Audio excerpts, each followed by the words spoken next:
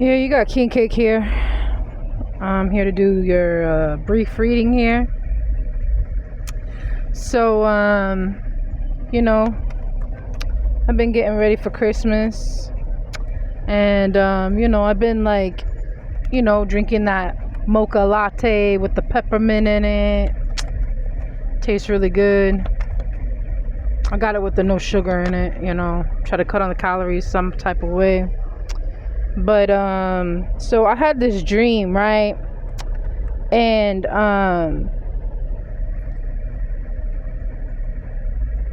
it was somebody's grandparents, like your grandmother and your grandfather. Like they came and they swooped you up, basically, because you were in some type of scene that you were not supposed to be in. So what I'm getting is that there's somebody here that you need to protect yourself.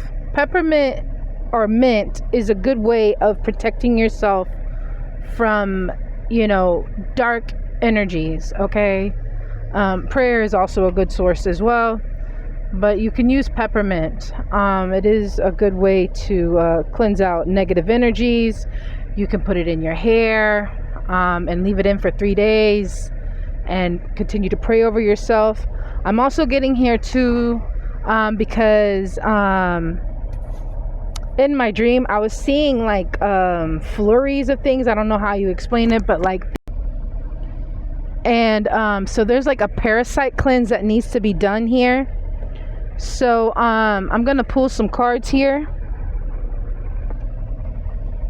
Yeah, Queen of Swords. You need to cut off whoever it is that who's giving you principles at this time, is what I'm getting. Because whoever it is, they're being kind